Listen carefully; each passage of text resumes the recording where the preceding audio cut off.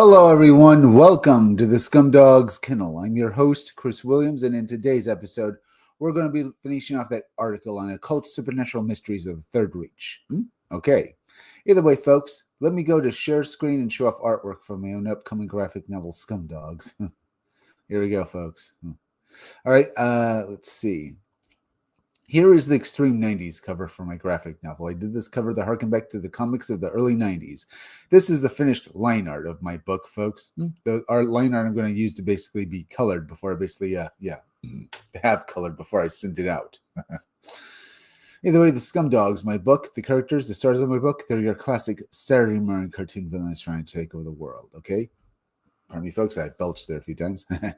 Either way, the Scumdogs want to take over the world because they were banned from pro sports. Why? Because in the far future, thanks to advancements in magic and science, people can turn themselves into gods or monsters and compete for fame and fortune in superhuman experiments. The Scumdogs competed for a corporation known as Scumdogs Experiments Incorporated.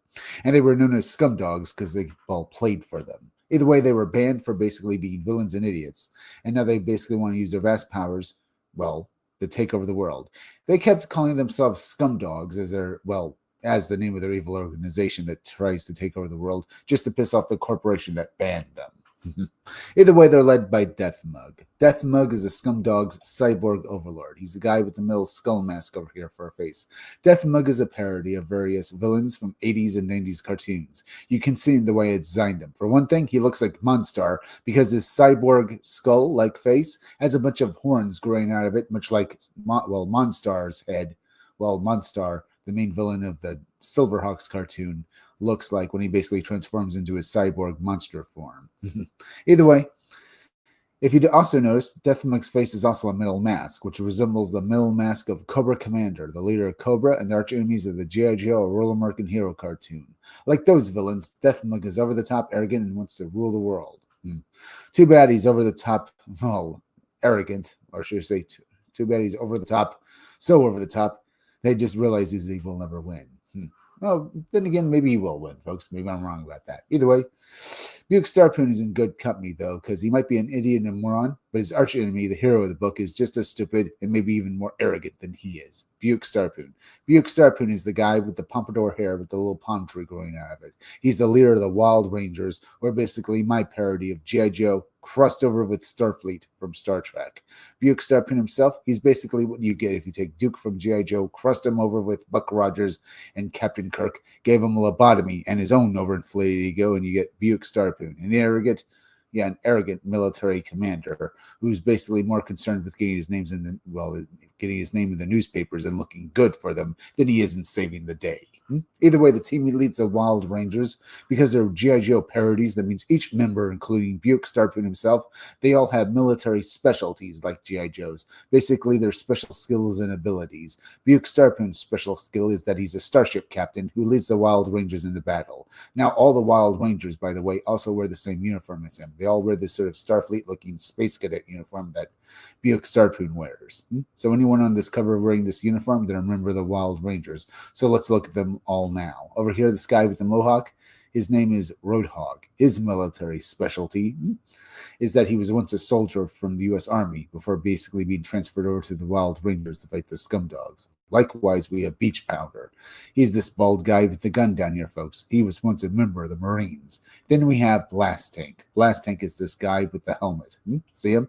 His skill, his military specialty is that he's a tanker. Is that he is a tanker. In other words, he drives around weaponized vehicles like this or tanks. Now, this cover, you see them all on. It's one of three different variant covers. That means when you can back my book, you'll have a choice of 3 different covers of your choice for your copy of Scumdogs. Good. Then we have Girl Friday, the female member of the Wild Rangers, and the second in command and the lieutenant to Buick Starpoon. Girl Friday is this woman here with the short hair. Girl Friday hates Buick Starpoon's guts because she was assigned to the Wild Rangers by her superiors to basically babysit him and his team and make sure they do their jobs. Unfortunately, they mostly can't stand her, and Buick Starpoon just basically orders her mostly to sit and spin, causing her to hate him all the more. Then we have Deathmug's henchmen, Murdermouth and Sloppy. Sloppy is the big fat guy with tentacles growing out of his head, and Murdermouth is the guy wearing the top hat and the leather jacket. These two guys are Deathlock's henchmen and are like all good henchmen, total idiots. Then we have Hair Metal Doctor. He's the guy wearing the surgical mask and wielding the electric guitar. Along with Miss Breasty Mullins over here, folks. This woman right here. These two characters are humans, but they're members of the Scumdogs. Let me explain who they are.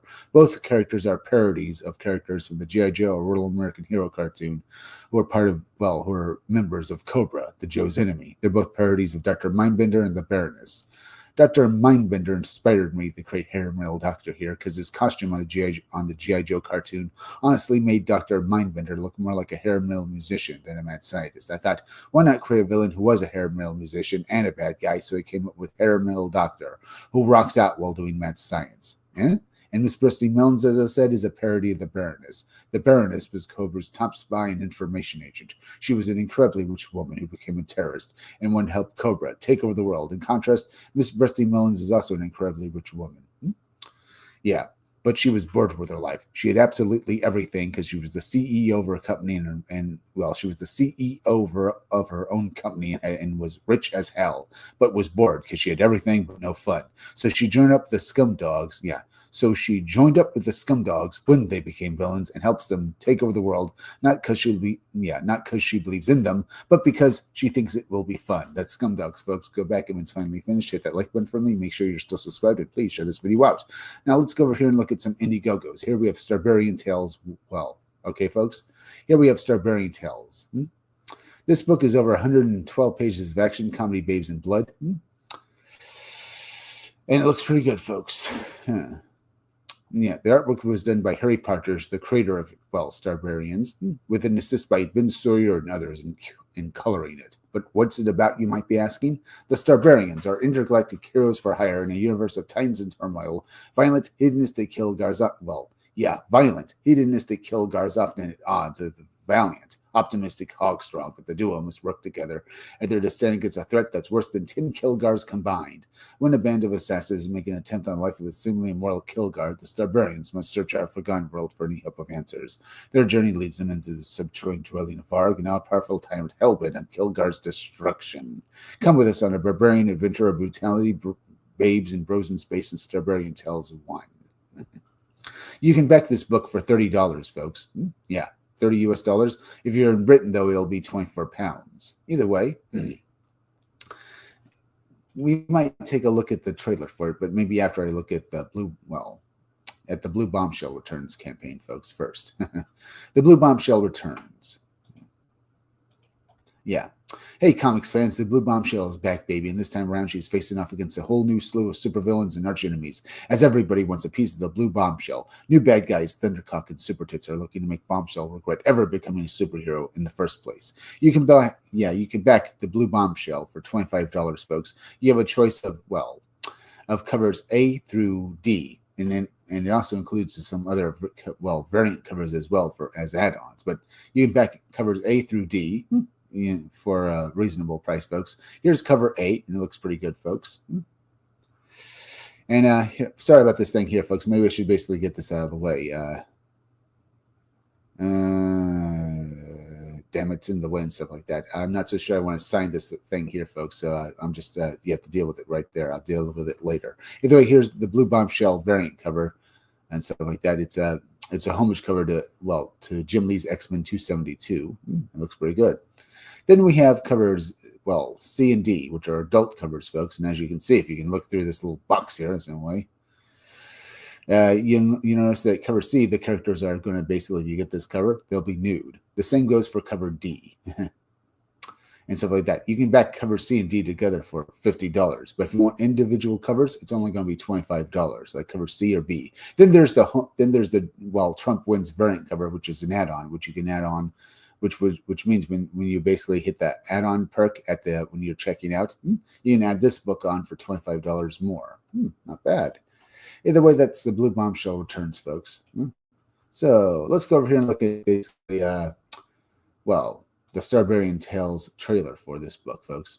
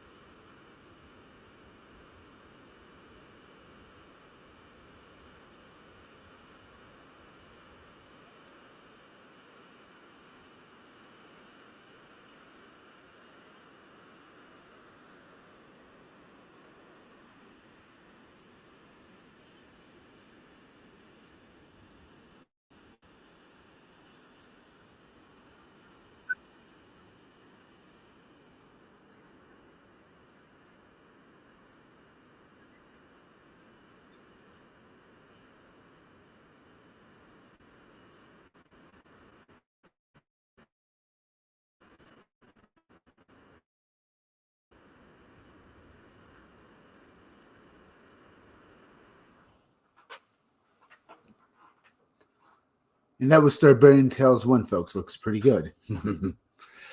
Not bad. Either way, let's go over here now. And let me do this. Let's get back to that article, folks, and have some more fun. Let me go to the news layout, go over here, and basically, let's get right here. Here we go, folks.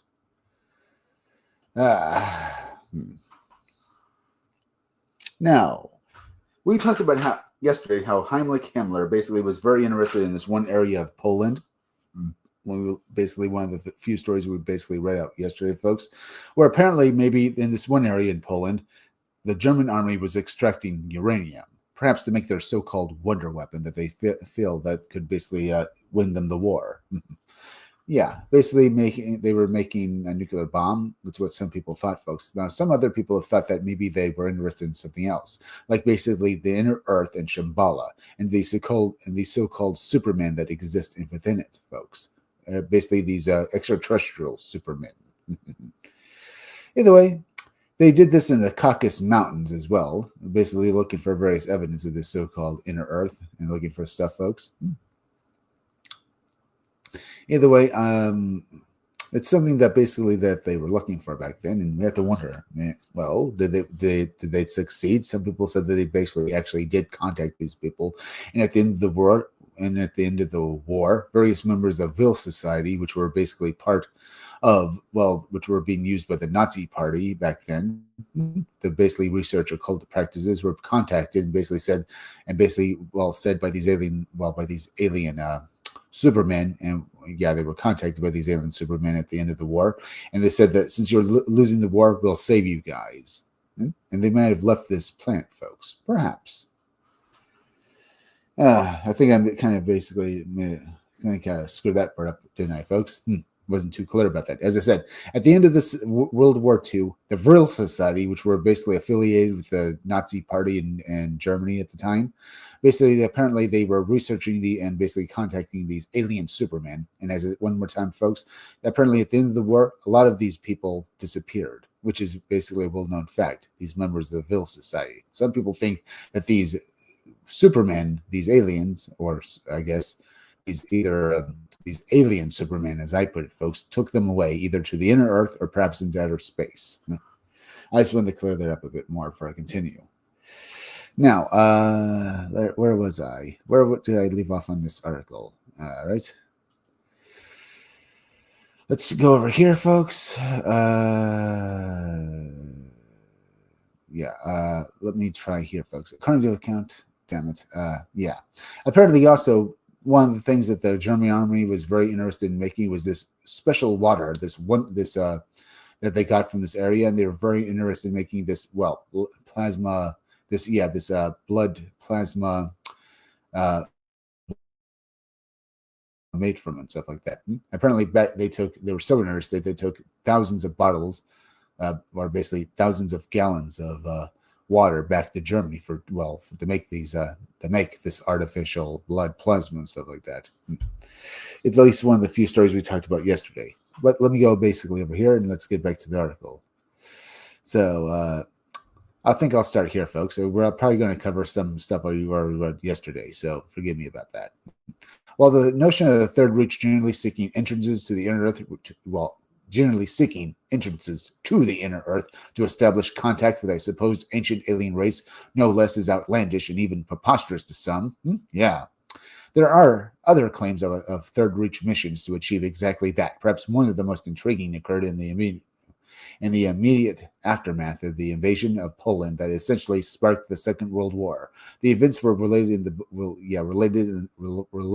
book The Journal Mystery by Robert K. Lichtenwicks.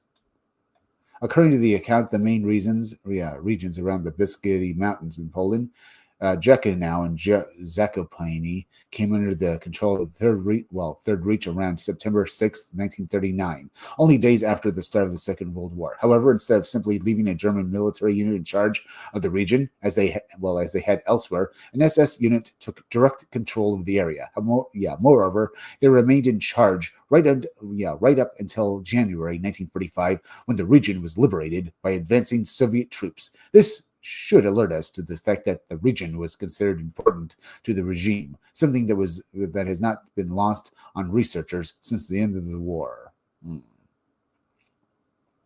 In the early 1990s, Lissengewitz spoke to several surviving soldiers from the Polish Homeland Army unit who had evaded capture and resisted German occupation.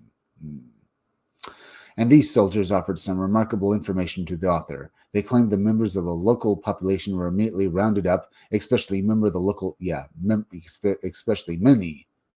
local peasants, and put to work building specialized bunkers and other facilities in the Big Ski Mountain region. This slave labor force was placed in labor camps when not working and was guarded by SS personnel. Even more remarkable, according to these Polish resistance soldiers, Heinrich Himmler regularly visited the region throughout the war years. Indeed, folks, this was the area where these people were basically mining stuff, and the Germans were very interested in it. As I said, it looked like this is the area where they were mining uranium.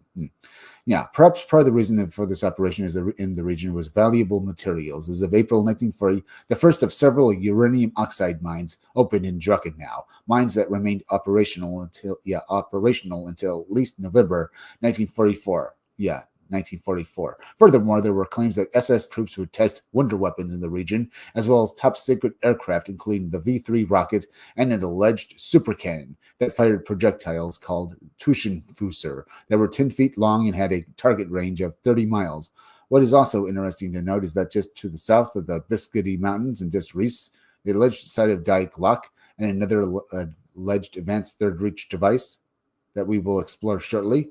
Of course, whether any uranium was ever mined in the region, even if it was ever present at all, is open to debate. According to some researchers, the uranium mines were nothing but a cover story, and the real reason was something altogether more remarkable. So they haven't been able to confirm that basically there was uranium in the area. Did they chalk up the Germans' interest in this area to basically be maybe that they thought there was uranium in the area? I mean, you think that basically the Germans during the Nazi party that controlled Germany at the time, they were well known for basically being very accurate people who could build almost anything. So why would they be interested in an area that didn't have the resource that they were basically looking for? It's very strange. Was it really basically a cover story, folks? We'll read on and find out. Either way, we're covering some of the same information we covered yesterday, folks. As I said, Heinrich Himmler was very interested in this area, but why?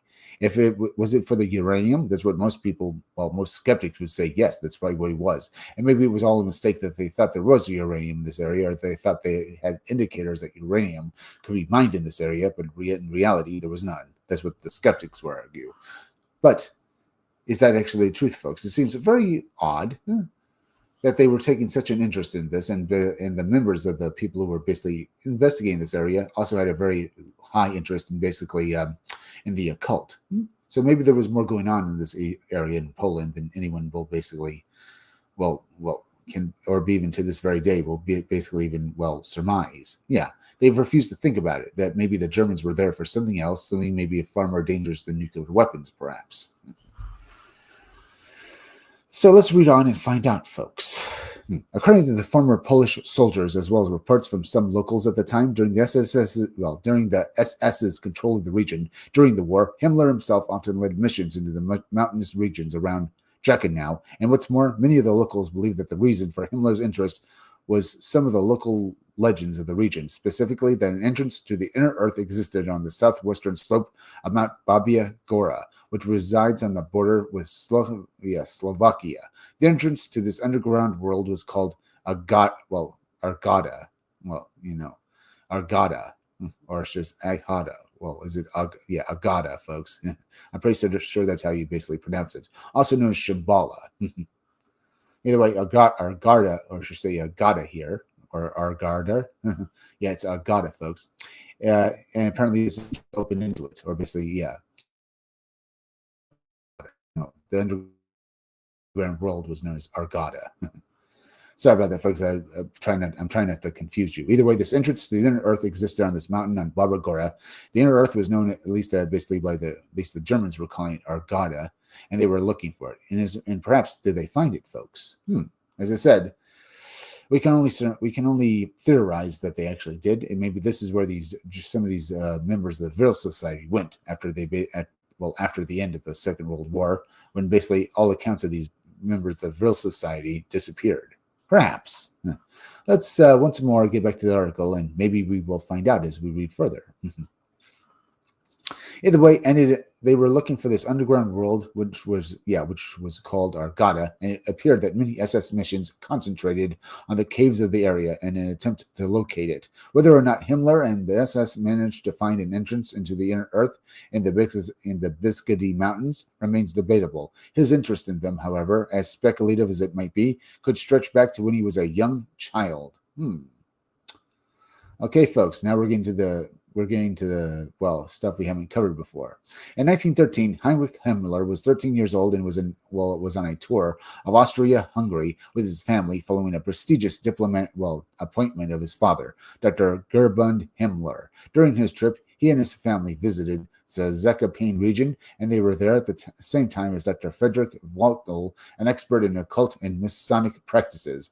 Waldl, at least officially, was in the region to attend a writers' and artists' colony near Jachenau. However, his interest in the region was likely due to the legends of the inner world populated by a super race of extraterrestrial beings, and given the same social circles that Dr. Himmler, Heinrich's father, and Dr. Witschel likely shared.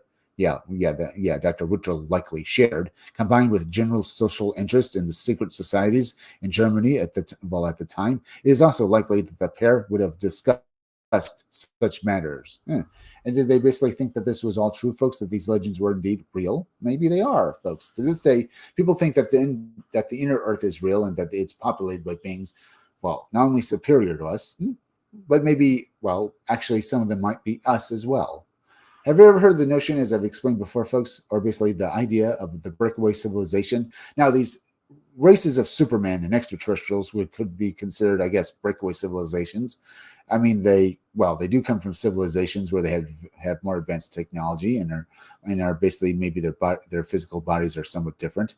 I guess especially with the extraterrestrial beings that are basically said to exist down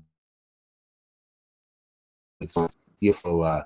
If you believe some of the UFO stories that people believe nowadays, that down there are alien bases and it's populated by alien greys, reptilians, and insectoids. Yeah, I can see how different they can be. Some people also say that some of these beings actually may be alien humanoids known as Pleiadians.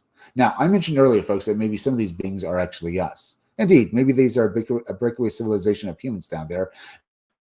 Maybe led there after the end of the Second World War by maybe these so-called alien supermen. I don't know if they're the same beings as the reptilians or the Pleiadians, but some people do say that basically the reptilians can basically shapeshift into blonde humanoid-looking beings, and the Pleiadians are blonde-looking people as well.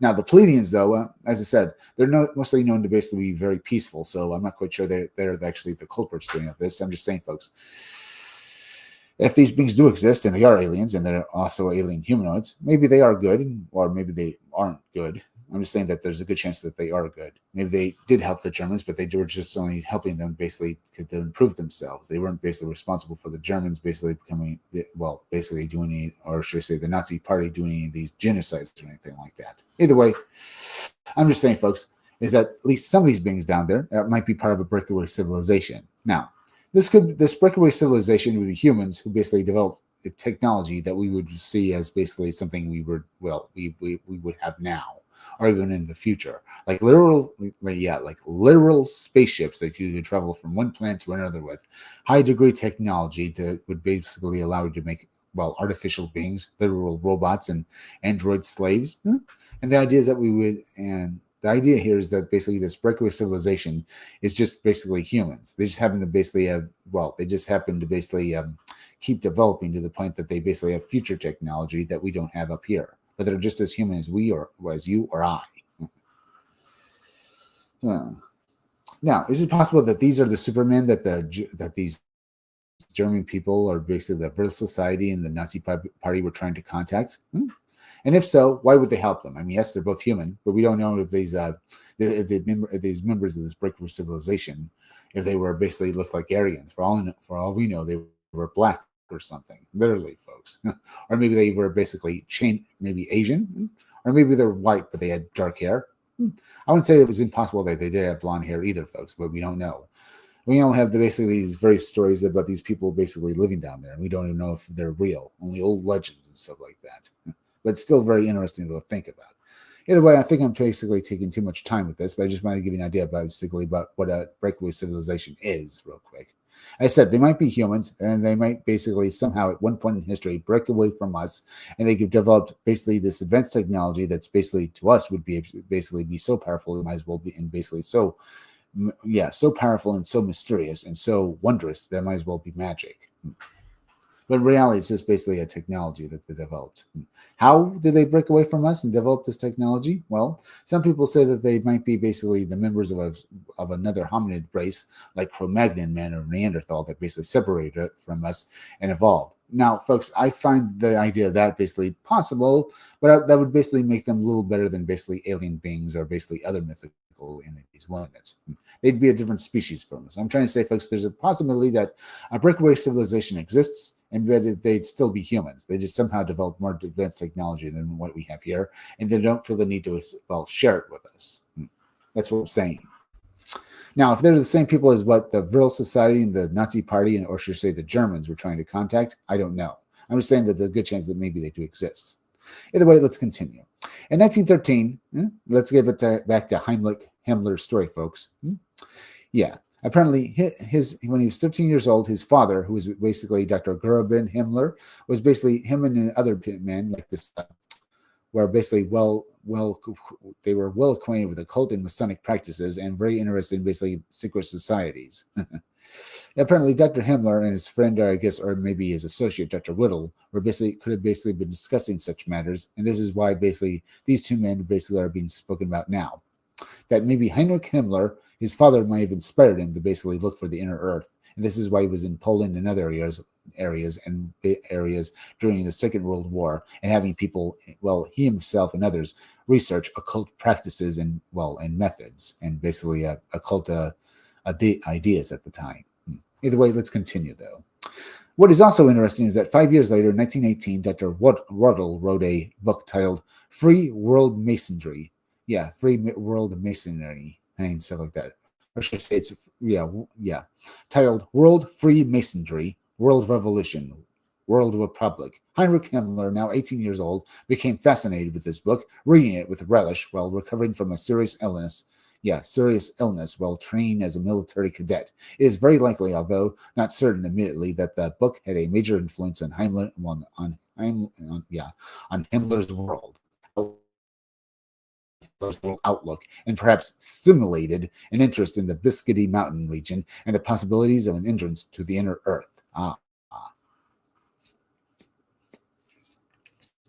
Where he was going to contact these supermen, or basically this breakaway civilization, folks. As I said, could they have been aliens or humans? Well, if they existed, and maybe they existed this very day, maybe some of the people who basically maybe escaped down to the inner earth at the end of the Second World War, who were basically working for the Nazi Party at the time, maybe they know about it. Or maybe these people, these alien, or basically these members of this breakaway civilization executed them. We don't know. All we know, folks, for sure is that some of these people who worked for the Vril Society, it's a well-known fact that some of these members disappeared at the end of the Second World War before basically the Allies could get at them. So maybe there's truth to the matter, as I said. Once more, let's continue with the article, though. The fact is, if the conspiracies are to be believed, the mountains of Poland were far from the only location the Third Reich was looking for entrances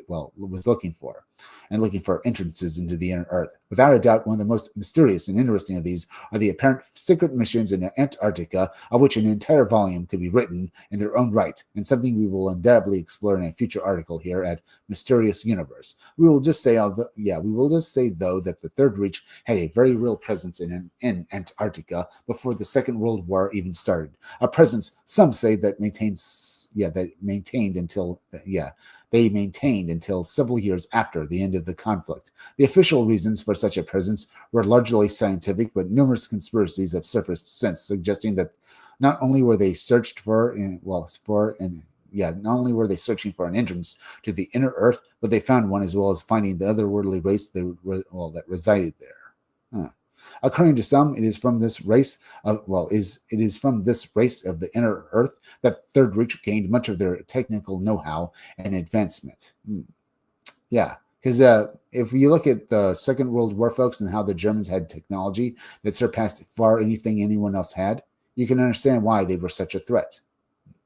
I mean, they developed the first jet engines and stuff like that. They had basically they had the finest tanks.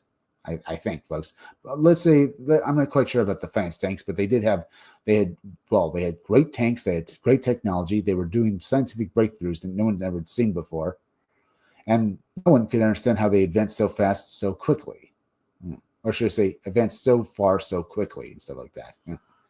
Either way, yeah. So maybe it was these people from this inner Earth that gave the Germans, the Nazi Party, their technology, and this is what the Nazi Party was looking for, perhaps.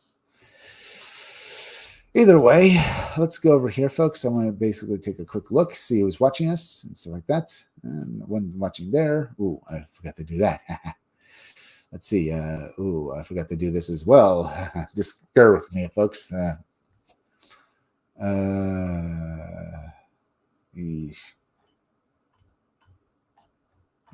I'm going to have to go over here, folks. I forgot to basically make sure I was streaming on YouTube. So just give me a moment. Let me do this. Bear with me a moment here. I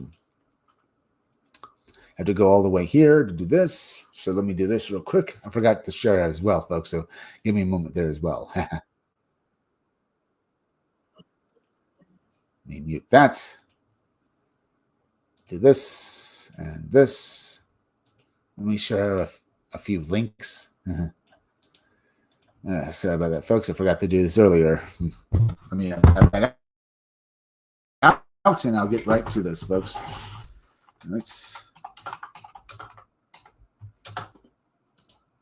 Sorry about that, folks. Sorry about the delay.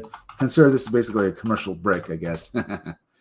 We do this, and we are done. Either way, folks, we have 2 watching. That's pretty good. We have, let me go over here. We have 22 watching, 23, 24. Yeah. Okay. 25, 26, 27 watching, making this, wow, you made this a great live stream, folks. Johnny Scrub. Good morning, Chris.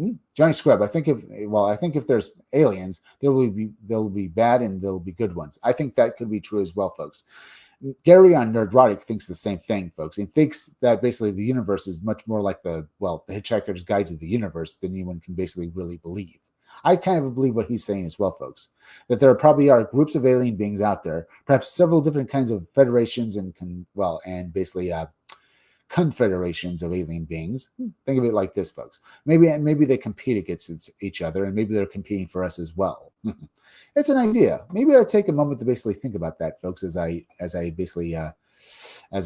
wonder about that. It could very well be the truth that basically these alien beings could be very interested in us, folks. Maybe they want us to join their federation and stuff like that. But as I said, folks, maybe they're not the only ones out there. As I said, maybe there are several different empires, confederations, federations that exist out there, and maybe they're interested in us because maybe not because of our resources, but because of maybe we ourselves are very interesting to them. Maybe they would like to basically add us to their various conglomerations, empires, and federations, folks, because maybe we'd basically add something to that. Maybe they need soldiers, maybe they need scientists, maybe we look like we could basically be after both or something. I'm just saying that, folks, as I continue this. We just don't know.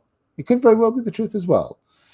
So yeah, and the thing why I'm talking about this right now, folks, is that maybe these are the alien beings that basically the Nazi Party and the German people were trying to contact during basically before and during the Second World War, and perhaps after as well. As I said, folks, maybe these are the entities that existed in the inner Earth at the time, and they wanted someone to basically contact them. They didn't realize it was going to be Germans, though. Or maybe they did, and stuff maybe they did, and stuff like that. As I said, I give the benefit of the doubt to alien beings and basically saying that they might be benevolent. But then again, if they were the ones who gave the German party, the Germans their technology, they're responsible for a great many deaths. And maybe they just saw, maybe they looked at, let me try it again. Maybe these alien beings saw it like this. Maybe they thought the German people, if they were given this technology, they would do well with it. Maybe they even knew that the Germans were basically talking about, well, a pure race and basically all this talk about the Superman stuff like that. But maybe they thought, well, by giving them their technology, maybe these Germans would grow up and maybe use it well. Considering what happened, maybe they made a mistake there, folks. I just don't know. It's an idea. Either way, do you think that these inner beings in the inner Earth are the alien beings that exist right now, folks? That people say that they see in the skies, when they basically witness an alien spacecraft, a UFO, maybe. Let's get back to the article and we can read a bit more about that.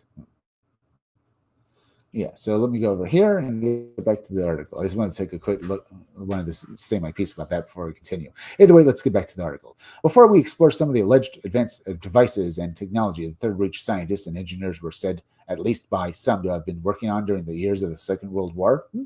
Yeah, as I said earlier, folks, maybe this technology came from these alien beings, but then again, maybe the Germans actually developed this technology themselves entirely, which is why some people find it hard to believe how basically this society, while one of the more technologically advanced societies on Earth, the Germans at the time, how they basically were able to basically develop rocket engines, basically missiles and stuff like that, jet engines and so on, with basically not only in so short a span of time, but also because for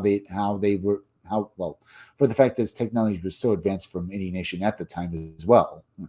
Yeah, it wasn't that they developed it wasn't just the fact that the Germans developed this technology so fast, folks. It was how advanced it was as well. So, where did this technology come from? Was it really just the Germans? Yeah, and the technology that, as the article says, that the Third Reich and the scientists and engineers who were working for them at the time were developing. Was it really the Germans who developed this technology? As I said, well, I don't know. Either way, let's get back to the article and read a bit more, folks, because this is certainly getting very interesting. And as I said earlier, folks, maybe if we read a bit more. Maybe we can see that basically this technology came from something else entirely. It is possible as well, folks, that there are stories that the Germans were able to reverse engineer technology from downed spacecrafts. So they said that basically a few Roswell's account basically happened at least before or during the Second World War, and the Germans got their hands on it and stuff like that. So maybe there is something here to say that maybe some of the technology they had came from somewhere else, and they were able to develop it. Either way, that's just another thing I wanted to basically say before I continue. Yeah. Either way, the Third Reich, the scientists and engineers were said, at least by some, to have been working on during the years. Yeah, the alleged advanced devices and technology that they were working on. Yeah, at least by some, to have been working on during the years of the Second World War.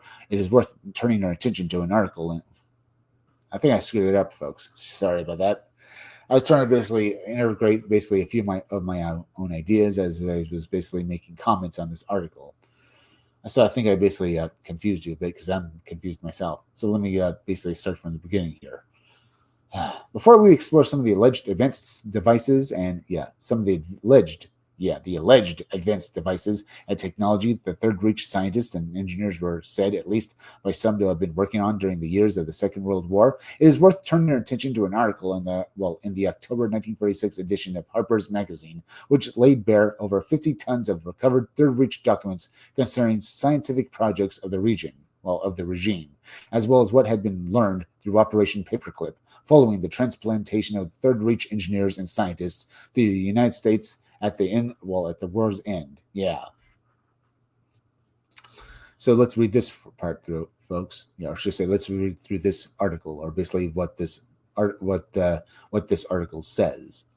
The article made for fascinating reading, to say the least. The scale of scientific, technological, and industrial advancement was widespread and connected to multiple aspects of the Third Reich society and its war machine. Highly efficient ways to freeze and preserve food had been achieved, for example, which not only maintained food supplies for the population, but allowed submarines to undertake especially long missions without surfacing.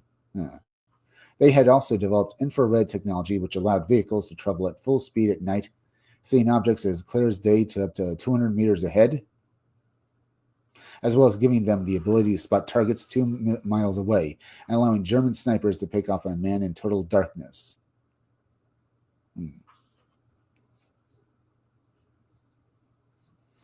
Yeah, right? They also had developed infrared let me read that again, folks, because I really didn't take it in. Yeah, the article made for fascinating reading, to say the least. The scale of scientific and technological and industrial advancement was widespread and connected to multiple aspects of the Third Reich. Well, the Third Reich society and its war machine. Highly efficient ways to freeze and preserve food had been achieved, for example, which are things we probably still use to this very day, folks. Or maybe from this technology, we've developed more efficient ways to basically preserve food. Either way, I was basically taking this all in my mind just basically, well, blah. How much, basically, yeah. The article itself basically says how much they basically were able to achieve in so short a span of time, folks. And that basically made my brain basically freeze up a bit. Because they really did basically do a lot of things. They could preserve food, how to efficiently preserve food by freezing and stuff like that, and also doing other things. Yeah, they had other ways of basically doing things, which not only maintained food supplies for their population, but allowed submarines to undertake especially long missions without surfacing. Yeah, because of the technology they developed, folks. Yeah, apparently, which is silly here, folks. Yeah, there were multiple aspects of the Third Reich Society. They didn't come out right, folks. I seem to be having trouble here because I'm basically just mashing and basically cutting pieces out of this article and reading them to you. Yeah. Either way, the technological industrial investment was widespread, and connected multiple aspects of the Third Reich society and its war machine. And highly efficient ways to freeze and preserve food had been achieved, for example, which not only maintained food supplies for their population, but allowed submarines to undertake especially long missions without surfacing, because their food supply would last so long, folks. And because of that, they didn't have to surface and basically look for more supplies. Now, they did have to surface to refill their air supply, but that was basically but that's beside the point, folks. It's beside the point because as long as they had a sufficient air supply and their food would basically be preserved, these people in these submarines could basically last under there and basically undertake missions, and no one basically would be able to bomb them or basically take them out, because they wouldn't have a need to surface to look for food or basically need air. As I said, folks, they probably did still need to come up and basically refill their air supply and stuff like that. But besides that, the idea that these submarines could stay so long underwater is terrifying, because especially if you're just a U.S. serviceman on a ship, a Navy man and stuff like that. Well, supposing that you're at war with the German army, right, which we were at during World War II, but you knew that the Germans could basically last God knows how long underwater, and they could bomb you at any point. Yeah. Horrifying aspect there, folks. You didn't know where the enemy was, where they could attack you from, and what they were even thinking about. Maybe they let you go, or maybe they were just going to bomb you right there at that moment, folks, and you die.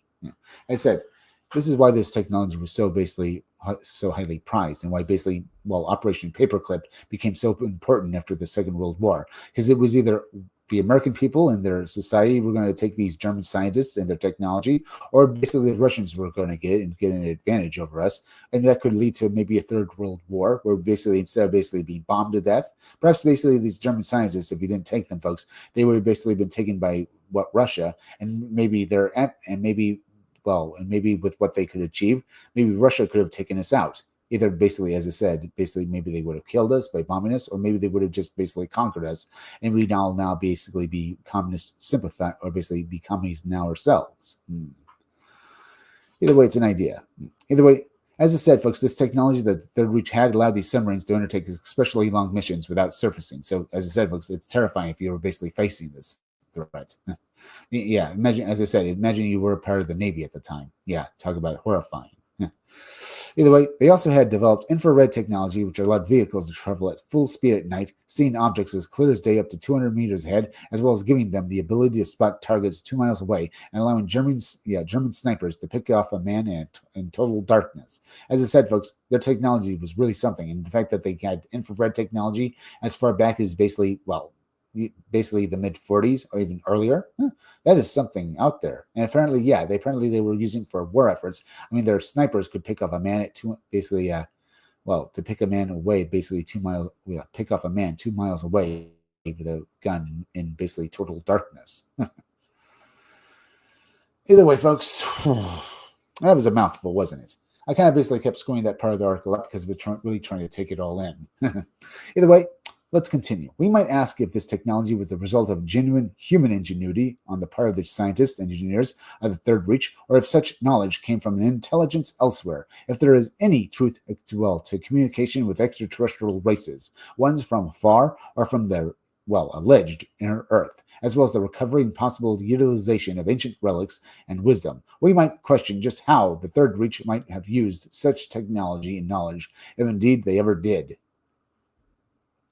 As detailed in the book, The Occult Connection, Unidentified Flying Objects, Ken Herdnall relays details of an apparent UFO crash in Germany's Black Forest in 1936. 3 years before the start of the Second World War. According to the account, that otherworldly craft came down somewhere in the Black Forest near Freiburg and was quickly recovered by SS troops before being transferred to Werwesburg Castle, the main headquarters of the Third Reich. The craft was examined by multiple German scientists and engineers before attempting to reverse engineer it. Before attempting to reverse engineer it. Attempts to reverse engineer it were undertaken to use the technology to gain a quick advantage in what the Third Reich knew was the upcoming war in Europe. That's a sad fact, folks. Even back then, the Germans knew that they were going to go to war and stuff like that. Now, was it possible that maybe this UFO did go down in Germany before the Second World War, folks? We have to ask, folks, was this fortuitous find basically not...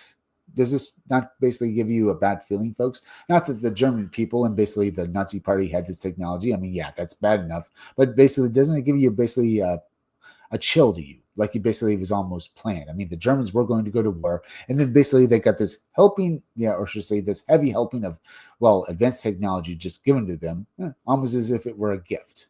I was saying, folks, maybe the inner Earth, citizens of the inner Earth, or maybe alien beings were taking interest in basically these German scientists and the engineers and the German people back then because they wanted them to basically, commit to basically doing the Second World War. I'm trying to basically take it all in, folks, and basically my mind's a little out there as well. I mean, it really does feel like there was something, some power, some entity that was basically orchestrating all of this. I mean, it wasn't just Hitler himself. It feels like some power, maybe a dark power perhaps, was giving the German people this technology and allowing them to advance so fast, so quickly, and all in an effort basically to cause maybe the Second World War. It really does feel like that, folks. I mean, yesterday we read it earlier in the article that maybe Hitler himself is in contact with these very dark entities that were controlling his mind, and at times basically some people did say that it felt like he was almost possessed. So maybe this entity was controlling him and was also giving him and his party, or I should say his country, the technology to basically achieve, to do what they were going to set out to do. But was it really their own will, folks? I mean, yeah, Hitler is evil and stuff like that. Hitler evil and blah, blah, blah. But was he really all that evil, or was he basically just controlled like that, maybe manipulated by some other force? Some people would say it's almost racist, basically saying that, just saying that maybe Hitler, on some level, basically wasn't responsible for his actions. No, I'm not quite sure, folks. It really does seem like basically he did believe in the Nazi dream and basically the Superman. I'm just saying, folks, maybe someone manipulated him into doing it. I mean, it was still his will to do it, but they basically left the door open for him to basically step through. But they were still basically manipulating him and giving him and his country the technology to do so, because they wanted to basically achieve their own aims. As I said, folks, earlier, folks, it seemed like basically that at times that Hitler said that in the future there'll be the Superman, and all those under him will basically be his servants and stuff like that. Now, some people said that, okay, that's typical of Third Reich propaganda and stuff like that, but it seemed like basically that some people feared that, or basically he himself feared that maybe that the German man, the supposed Aryan race, would basically be servants to these so-called Supermen, and that they basically did exist and they were already here beside on Earth with us right now. So maybe in reality, folks, he felt that maybe even he himself Hitler himself felt like he was being controlled, and maybe that he was basically only setting up his own country to basically be slaves and servants to the supposed Superman that existed, and maybe existed either on Earth or under it right at that moment. Well, that's quite a lot of word salad I made, isn't it, folks? I feel like I'm basically doing too much word salad here. Either way, folks, was it possible that basically Hitler was manipulated, and they wanted them to go? They wanted Germany, yeah, and whoever was manipulating them wanted Germany to go to war and maybe take over the world. Maybe they wanted to basically make all mankind into servants. Yeah, or should I say, maybe they did want to make all of mankind into servants for the so-called Superman, and this is what they were trying to get the Germans to do for them. But then again, we have to ask, folks, if these so-called Supermen were as powerful as they seem to be, why not just take over the world themselves? Why use the Germans or anyone? Why not just basically enslave us all right now? Maybe they're not as powerful as we think they are, folks. Maybe it's all basically just smoke and mirrors. Either way, I'm just saying that, folks. Either way, I'm just giving you my ideas about this, and well, it's terrifying. It's trying to take it all in. Basically, I start basically having this bad feeling because wonder why I'm having a bad feeling about this, folks? I see the same thing happening now. At least, especially if you look at basically the deep state with America right now, folks. Maybe these forces are at this very moment still active and basically very malevolent right now, and they're basically doing things on Earth that are basically in the future could harm us. I mean, you saw basically how basically during the 2024 election, Trump was basically nearly assassinated, well, basically twice and stuff like that. And the Democrats were basically hollering that were basically saying, well, publicly they were saying that was a bad and it was tragedy and it was good that these assassins were stopped. Yeah. And probably a lot of people said that they were miserable that these assassins failed. I'm just saying, folks, maybe a similar power that basically was affecting Germany and the world back in the Second World War, maybe it's still active today right now. This is why basically I'm having such trouble with this article, folks, because I'm really trying to take it in, and basically I'm worried about maybe in the future, or right now, or should I say right now, folks, as well in the future, this force, these entities are still going to basically cause, well, trouble is basically just too simple a word to use here, folks. Maybe tragedy would be best, or maybe disaster would be the best word to use in the future. Maybe they'll cause more disasters for all of us. Either way, let's get back to this article, folks, because I think, as I said, I'm dwelling too much, and I do need to read through this article. Either way, let's see. We have anyone watching? We have 6 watching. Okay, that's pretty good. We have 6 watching. We have 7. All right. We have 28, 29 watching. So that's pretty good. As I said, folks, let's get back to this article. Now, folks, before I continue, I'm sorry if I basically have been waylaying myself and basically doing a little too much word salad. It's folks, it's whatever time I read more of this article, it really reminds me of what's happening now when I look at the modern world. Yesterday, I mentioned earlier that maybe it wasn't just the German people that were being manipulated, but maybe all the world leaders. And maybe they didn't stop after the end of the Second World War, folks. Maybe these entities are still manipulating all our world leaders right now. But that's just that's basically just my, there's a word for it, folks. That's just my way of thinking here, folks, when I see our way our politicians are acting. But once more, let's continue. Yeah. While there is considerable doubt as to the authenticity of the account, if there is any truth to it, it might explain as to why the Third Reich was so far advanced than almost every military in the world. Remember, back during the Second World War, folks, the Germans had advanced technology that could allow them to freeze and preserve food for months, and this basically helped them in various military activities, allowing them to basically undertake various operations that would take months and even years to accomplish, and their food supply would basically remain fresh and in perfect edible condition for all that time. So yeah, people were basically wondering how they developed this kind of technology and other technologies, like basically a literal infrared technology that you could use to basically snipe someone 2 miles away in total darkness. So they were wondering how the German party was able to, or basically the Germans themselves were able to basically develop this technology back then. Yeah, because this is what they're talking about right here in this part of the article, folks. While there is considerable doubt as to the authenticity of this account, if there is any truth to it, it might explain as to why the Third Reich was so far advanced than almost every military in the world as the Second World War began, and indeed, right up until the fall of Berlin, the claims of the Black Forest UFO crash took a further twist in 2013. Yeah. And maybe, folks, when an article appeared online from an anonymous author who claimed that he had come into possession of a pair of field glasses worn by one of the SS officers who was part of the recovery unit on the night of the crash. Using these glasses, the author had managed to channel to the night in question and see the events for himself. He claimed that not only were there survivors from the crash, all of whom were seemingly short, well, I should basically say shot on sight, rather than being extraterrestrials from another world. They were human beings from another time, especially the future. Maybe, folks. We talked about before that maybe some of these signs of alien beings, maybe they're not actual alien beings, but maybe us from the future as well, or from maybe another universe.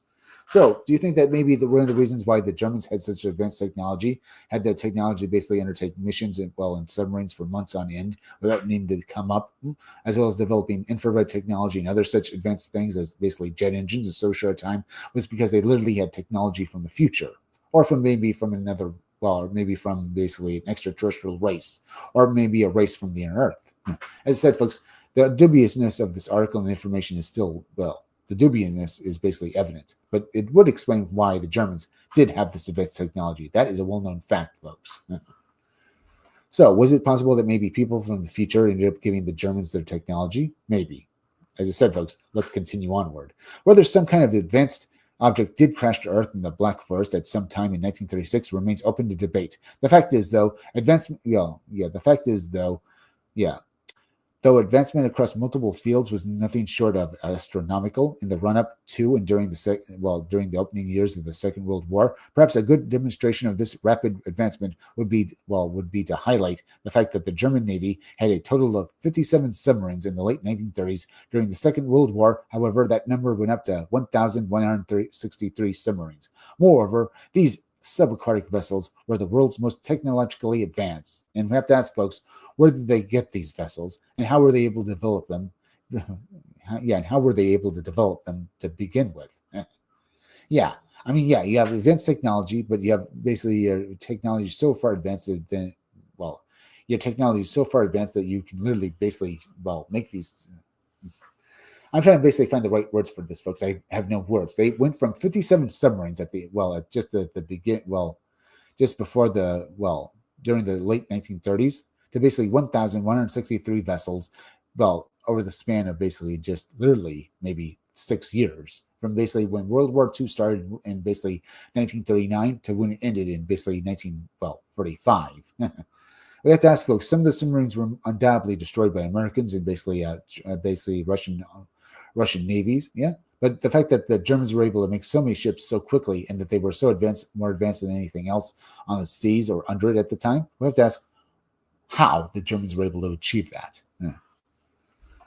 So maybe they did have this advanced technology, or maybe they were able to develop this technology on their own, which is, the idea of that, basically them doing that, is basically almost absurd. How did the Germans do this? We don't know. As I said, folks, maybe they did have help from someone. But once again, folks, we have to read some more, because I want to know how this is possible. Because what I'm seeing here, folks, is either the Germans basically had the most advanced technology possible, and they did by themselves, and they still lost the Second World War just for the fact, I don't know why. Because certainly, folks, if you had this technology, even if you basically had to face down millions and millions of enemies, you should still have won, because higher technology beats numbers every time. So how did they lose? Well, despite having basically only 1,163 submarines, folks, I think we ourselves, the Americans and the Russians and the United Kingdom, we still had basically markedly more, especially when we basically pulled our resources together. So we were still able to basically outfight the Germans.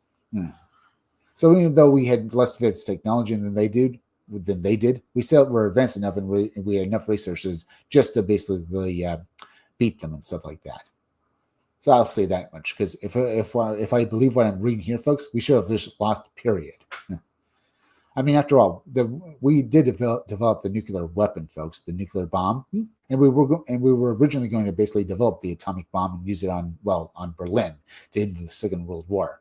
That's before basically Germany folded during basically the closing months of during the course of 1945 and stuff like that. Either way, then we decided to use our weapon, or the atomic bomb, up on Japan and stuff like that. Either way, it was originally going to basically be used on Germany. So that does show you that I should say that does show you while the Germans were very advanced, we ourselves were no slouches either. Maybe, but still, we were still on the back pedal against them. Yeah, but still, we still developed the nuclear weapon first. So you can see how basically important developing this weapon back then was, folks. Because you can see if we're reading here, and once again, I keep feeling that when we're reading here, from what we're reading here, I seem to basically use the same words, folks, because every time I read a bit more of this article, it basically blows my mind. But what we have learned here, folks, is that the Germans were so far advanced, if we didn't develop an atomic bomb first, make no mistakes, the Germans were trying to develop their own, we would have lost the war, and we would probably be slaves to them right now. Or maybe we'd be slaves to these supermen that the German military, or I should say the German government, was working for. I mean, if you believe that what we're reading here, folks, that the Germans got their technology from aliens or from people from the Earth, maybe we'd be slaves to them. Maybe we'd be slaves to them right now. Either way, folks, you can see why we need to develop the atomic bomb. Now, well, basically the atomic age and basically nuclear weapons and basically will probably one day end the world, folks. At the very least, they did save us from basically becoming German slaves. Yeah.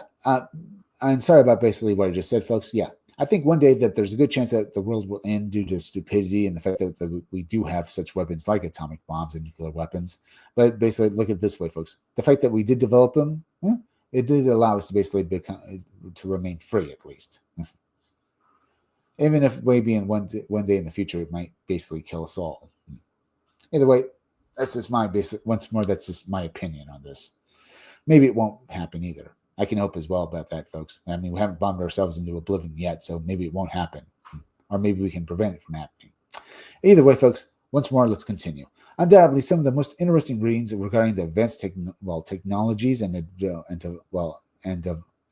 the advanced technologies and development of the Third Reich can be found in the separate intelligence files of both the United Kingdom and the United States. What makes the files so interesting is that despite being compiled without the knowledge of the other, both state surprisingly similar details.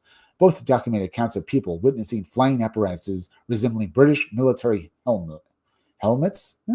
Apparently these flying apparatuses resembling British military helmets during bombing missions over Europe. Both also mention opening fire on these strange aerial vehicles with the barrage seemingly causing no damage whatsoever. One specific encounter can be found in the British intelligence files and features a report from Major R. Holmes. He stated that during a bombing mission on October 14th, 1943, he witnessed several big bright discs while flying over Schwanfruit. He also reported opening fire on one of the discs, although his guns failed to inflict any damage. Were these craft genuine vehicles from another world, or might they have been reverse engineered Third Reich vehicles? Indeed, folks. It could also basically, I should say this, folks. Remember, there is basically the phenomenon of the Foo Fighters, folks, that happened during the Second World War. These so-called flying lights that were seen by various Allied pilots and German pilots during the time. Maybe these two flying discs, maybe they were just more of these Foo Fighters or alien vehicles or UFOs as we call them that were being seen, folks. Now, it sounds like basically these officers in both the United Kingdom Air Force, or should I say, the Royal Air Force for for the United Kingdom. It's known as RAF, the Royal. I can't seem to basically say it, folks. Either way, RAF, basically the Royal Air Force and stuff like that. Apparently, these members of them, these British pilots, they witnessed this phenomenon, and they feared that these flying discs were basically controlled by the German party. In reality, folks, the Germans basically said the same thing about what they were seeing with the Foo Fighters. I'm just saying that these two flying discs that were seen, maybe it was more evidence of Foo Fighter activity than it is that the Germans actually had this kind of technology themselves. Because, as I said, folks, if the Germans were advanced, how did we lose? I mean, they had flying discs, literal UFOs. How can they lose? It makes no sense. So maybe these two UFOs that were seen, maybe they weren't of German origin. Maybe they were just very curious to see what the Earthlings were doing at the time, and see how far to see what they were up to. Maybe they were just there to basically witness what the war and stuff like that.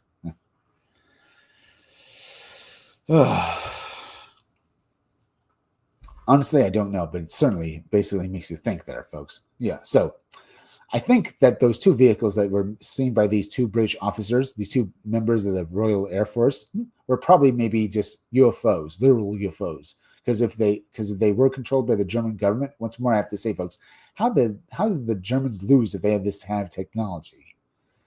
I mean, just the fact that they could rule the skies with these kinds of UFOs, that should have basically allowed them to win the war. It didn't matter if they had nuclear weapons or not, folks. They should have been able to basically dominate us just for the fact they had such superior aircraft. Never mind the fact that they were still trying to develop nuclear weapons of their own, folks. If they had this kind of aircraft, they had the kind of aircraft that we see basically, if they had the kind of technology that we see and basically fear that these UFOs might actually have, why didn't the German army win? That's what I'm trying to say, folks. If they could basically fly around like the way we see UFOs fly around the day, they should have ruled the skies and won the war easily. So why didn't they win? As I said, folks, it could be maybe there were these UFOs. Maybe if the Germans did develop them, maybe they were only limited, very limited, not only basically in supply. They only had so many of them, but also because they were so advanced. Maybe the parts for them were basically very hard to make. So maybe they couldn't field more than maybe two of these vehicles at a time, and maybe even then they were experimental vehicles. That would explain why basically, even though the Germans had this technology, it was so far advanced and so well. I guess the word would basically be experimental. That was still not reliable enough to basically field for war. That would explain why we still won against them, folks, and why basically why they lost. Because maybe this technology was so experimental, it was just not reliable. Otherwise, it makes no sense that they lost the war. The Germans should have won the war, and we should basically all be speaking German right now.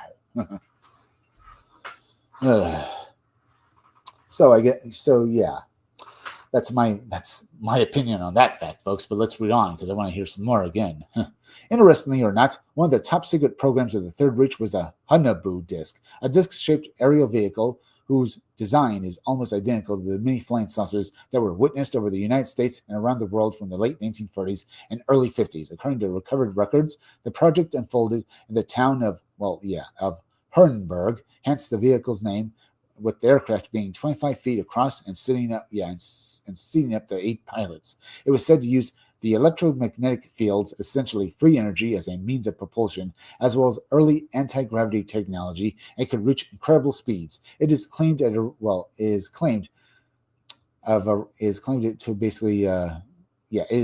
could basically travel to around 3,000 miles per hour, although these speeds were said to increase to a blistering 10,000 miles per hour by the early to mid-40s. The vehicle could, however, only operate at very low altitudes, at least initially. Okay, folks.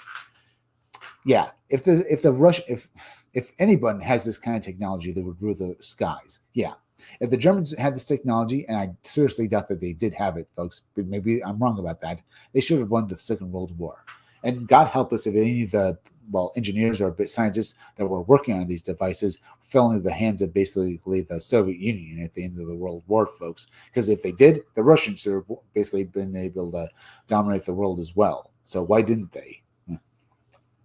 As I said, folks, either this technology was so unreliable the Germans couldn't field it, and maybe this is why basically even right now, folks, maybe we can't use this technology because it's still unreliable. So maybe this is why we're still basically flying around in jet planes and stuff like that. I mean, if anyone had this technology, they would rule the skies. No one could stop them. So why don't we? So why hasn't if this technology exists, why hasn't anyone dominated the skies as it is? So maybe it's all basically is either basically tall tales and hoaxes. Basically, during the Second World War, folks, there was a fog of war. And basically, stories of these advanced technologies and ships and aircraft, maybe they were just tall tales and talk that were passed around by various soldiers to basically pass the time. But right now, they've become legendary, so people still talk about them right now, folks. But there's no proven fact that this technology ever existed.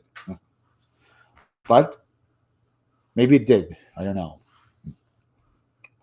Either way, folks, if you have this kind of technology, your government and your army should basically rule would rule the planet. Because if you had a aircraft that could go 10,000 miles per hour, and its starting speed was 3,000, but at top speeds it could go to 10,000 miles per hour and fly through the air. Yeah, no one could stop you. This is as far as I understand, folks. Maybe I'm wrong about that, as I said. It's almost tiring here, folks. Just my brain is a little out there because taking this all in is making me a bit tired. I'm just 10,000 miles per hour. How the hell did they lose? Either way, folks, I don't want to praise the German people that much. They still lost the Second World War and stuff like that. But if we did recover their technology, why aren't we right now, even back in 1945, folks, if we had the same technology, we would rule the planet. Yeah. So why don't we? I mean, yeah, America is the most powerful nation on the planet, but literally we should have basically, if we have this kind of technology now, folks, and we still don't, we should basically be already in space or even colonizing other planets. So why don't we? We recovered this technology. So maybe it didn't exist. But then again, maybe there's some sort of grand conspiracy concealing all this technology and information from us. That could exist as well, folks. I just don't. But the more I read about this, folks, it makes me think that, well, maybe there is something more going on. Maybe some sort of conspiracy to hide this technology from us, because maybe the elites in power like the fact that we are advancing at a reasonable pace, but they don't want basically us to advance too far because maybe they can't make money off of us or something. Or maybe they're worried that they'll lose all and total control over us if we had this kind of technology, because then they can basically just propagandize us, basically feed on us, and basically just make us like slaves. As I said, folks, if we had this kind of technology that we could basically travel at these kinds of speeds, why doesn't America just dominate the entire planet? So maybe it doesn't exist. I'm just saying, folks, maybe the elites don't want this technology getting out because maybe it would basically make them lose power. As I said, folks, if we had this kind of technology, no one would listen to our government, would they? I mean, no one basically would listen to our government if they had bad ideas, because they could literally just do whatever they wanted, I guess. Maybe I've basically been unclear about that fact, folks. I mean, if we had this kind of technology, if we had basically vehicles that could travel 10,000 miles per hour and just one aircraft and like that, well, if we had that kind of technology right now, and basically this kind of technology was basically given out to the common people, this kind of advanced technology that you basically think that's going to exist in the future, I guess there's a good chance maybe the elites didn't basically release this kind of technology to people, infrared technology and other such things, maybe even anti-grav technology or even time travel. Maybe it's because as I said before, folks, maybe they're afraid they'll lose power and no one will listen to them anymore. It's the only reason I can think of why our government would hoard this kind of technology from us. Because either they're trying to basically hoard this technology because they're worried that it might destroy us all, or they're worried that if they did release this technology, they would lose all power and no one would basically, listen to them at all anymore. Maybe. Either way, the fact that maybe this vehicle did exist back in the 40s and it could go 10,000 miles per hour, it just blows my mind if that's real. Because that would mean anyone who had that ship, they would rule the air and therefore the world. So why don't we do that, folks? Why don't we have this technology now? Why aren't we zipping around in super fast aeroplanes or something, or should I say aero cars, flying cars and stuff like that? Why don't we have this technology right now? And why are we basically still driving around in basically automobiles if it does exist? As I said, folks, it could be that maybe the elites of the world don't want people having this technology because they're worried that they'll lose power. That they'll lose power over all of us. Maybe. Either way, folks, let's continue because, wow. Now, let's see if anyone's still watching us, folks. We have 10 watching. Not bad. Let me mute that. Yeah. Let's get back to the article, folks. Where was I now? Yeah. Could it be that the technology and design of this disc-shaped aerial vehicle were based on the alleged recovered craft from the Black Forest? Yeah, the downed aircraft, or I should say the downed supposed, vehicle and technology that supposedly either came from outer space and was basically, controlled by alien beings, or it came from the future, folks. Yeah, apparently, yeah. Could it be that the technology and design of this disc-shaped aerial vehicle were based on that vehicle that was recovered by the German people, or was it something that the German people were able to develop on their own? As I said, folks, from what I can read here, folks, it sounds like the two UFOs we were reading about, they sound very much like Foo Fighters that were also seen during and around around the conflict, I should say during and around the conflict that was going on during World War II and stuff like that. Now, the Foo Fighters, as I said before, folks, were basically UFOs, these little lights that people were seeing, basically seeing back then. But these two these two UFOs, these two disc-shaped vehicles that were witnessed, maybe they were German, maybe they were of German design. But really, folks, I'm thinking that maybe what the witnesses saw were two UFOs that were just flying through the area and doing God knows what, and that the witnesses, these two, these members who are basically members of the Royal Air Force for the United Kingdom, maybe they thought that these ships were basically of German design. Maybe, folks. Remember, it was during World War II when they were witnessed. So I can imagine if you saw a strange vehicle, that maybe you would think it was one of the enemy's vehicles, and not think it was actually an alien spacecraft. That could also be the truth, folks. Either way, could it be that the technology and design of the disc-shaped area vehicles, the two disc-shaped UFOs that were seen by these witnesses here, folks, were they based on the alleged recovered craft from the Black Forest several years earlier? Perhaps of equal importance was the project. Was this project continued in the United States following the end of the Second World War? Following the end of the Second World War, did these scientists continue the work for the United States? I mean, after all, because of Operation Paperclip, many of the scientists and engineers being transferred to America as part of Operation Paperclip after the war, so they could continue their work for the West in return for essentially a new life and identity. Indeed, folks. Is it possible that these scientists did basically continue their work for the United States after the end of the World War, and that these vehicles and this technology was now, and these vehicles and the technology that made them were now in the hands of the United States? Perhaps. As I said, folks, I'm basically reading through this article, but I'm basically reading bits and pieces of it to you, and I'm sort of basically screwing up, reading it to you. So forgive me if I basically confused it there, folks. Yeah.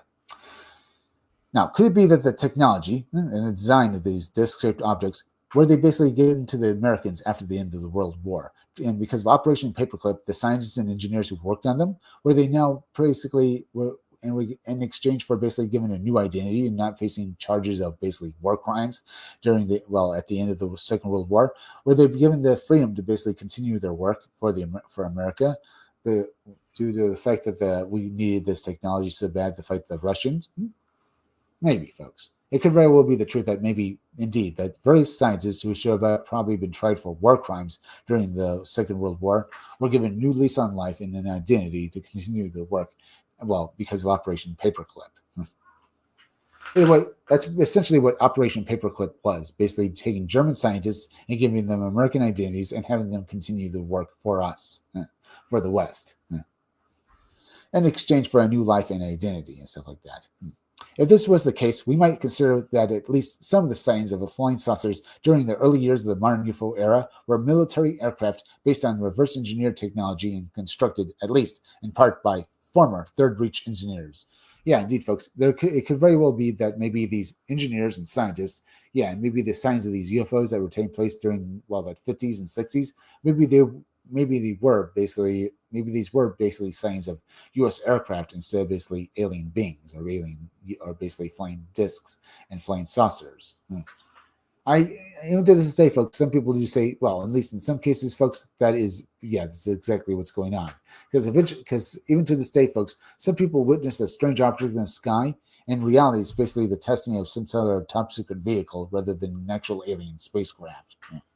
So, I can believe that as well, folks. That at least some of the sightings, at least during especially during this time, especially if we ourselves have this kind of technology, I can believe that we ourselves, what people were witnessing were probably some of these basically top secret aircraft and vehicles developed by the U.S. government during the Cold War, during the 50s and 60s, and maybe even to this very day, folks. We're still seeing these things, and maybe these in reality they are top secret vehicles.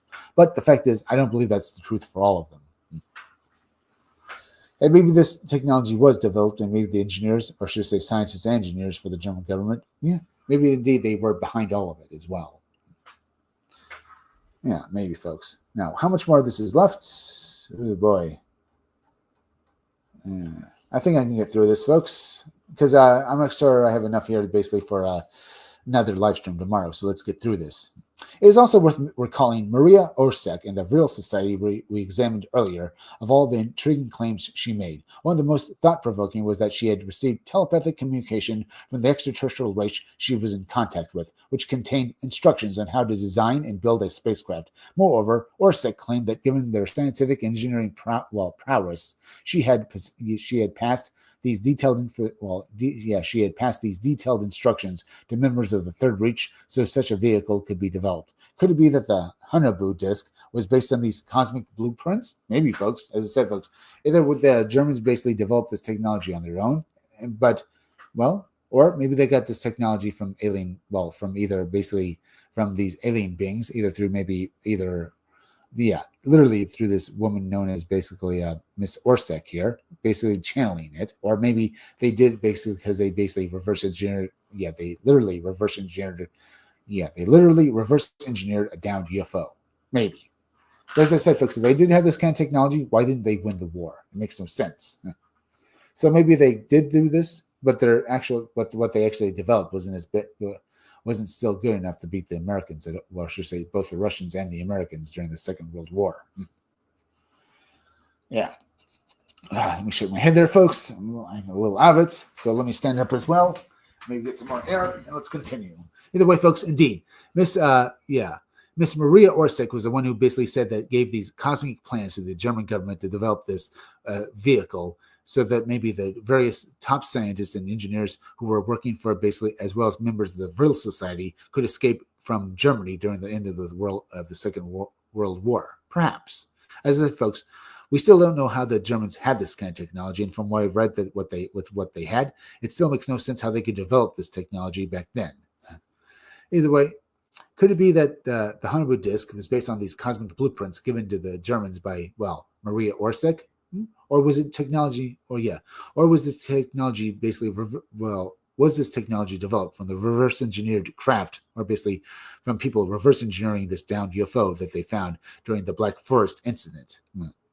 As I said, folks, we still don't know. It is certainly worth considering, if only momentarily, especially as records show that the start of the Hanabu project began in 1935, 1 year before the apparent UFO crash in the Black Forest. So maybe the UFO, or should I say, maybe this Black Forest incident was basically a cover story for basically the fact that maybe the Germans were basically had this technology because they were basically literally channeling it through psychics or something. Maybe. Or maybe this project basically began in 1935 with the downed, or should I say the downed UFO. The Black Forest incident still did happen, and was just this project that basically used this disc to help them build their own flying discs, folks. Yeah. Supposing maybe that the Germans realized that they had a downed UFO, a literal flying disc, and that they were recovered from the Black Forest, and that they already had their own,